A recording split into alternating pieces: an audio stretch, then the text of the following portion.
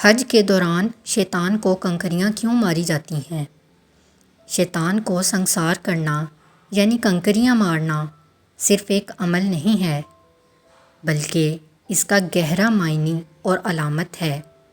ذو الحجہ کے مہینے میں مقدس شہر مکہ کی سالانہ حج کی اہم رسومات میں سے ایک ہے۔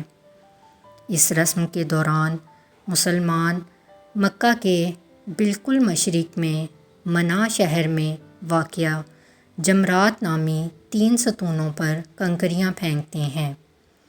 مزدلفہ میں گزاری گئی رات کے دوران حجاج 10 ذو الحجہ یعنی حج کے دن شیطان کی نمائندگی کرنے والے 3 ستونوں کو مارنے کے لیے 70 پتھر جمع کرتے ہیں۔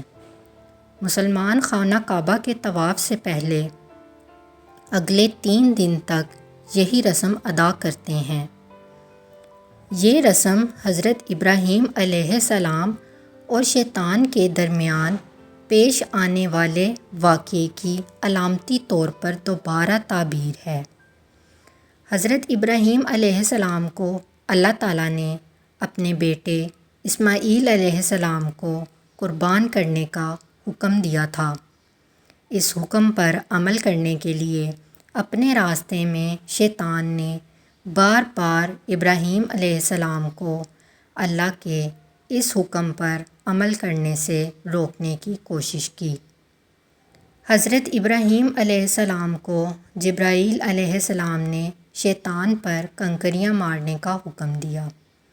اس واقعے کو مسلمانوں کی زندگیوں میں حج کے دوران ادا کی جانے والی رسم کی شکل میں مستقل حیثیت دی گئی اور ہر سال حج کے دوران مسلمان یہ رسم اس یاد میں ادا کرتے ہیں۔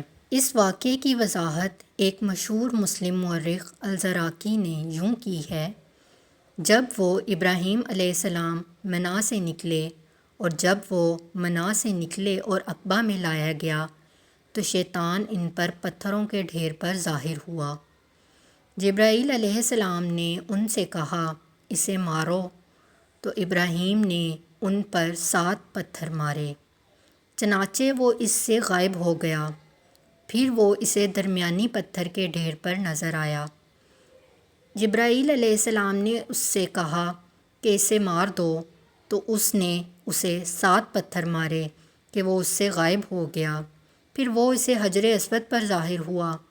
پتھر کا چھوٹا ڈھیر، جبرائیل علیہ السلام نے اس سے کہا، اسے مارو، تو اس نے اسے 7 پتھر مارے جیسے چھوٹے پتھر پھینکنے کے لیے، تو شیطان اس سے پیچھے ہٹ گیا۔ ویڈیو پسند آئے تو چینل کو لائک، شیئر اینڈ سبسکرائب کر کے حوصلہ ضرور بڑھائیے گا۔ جزاک اللہ۔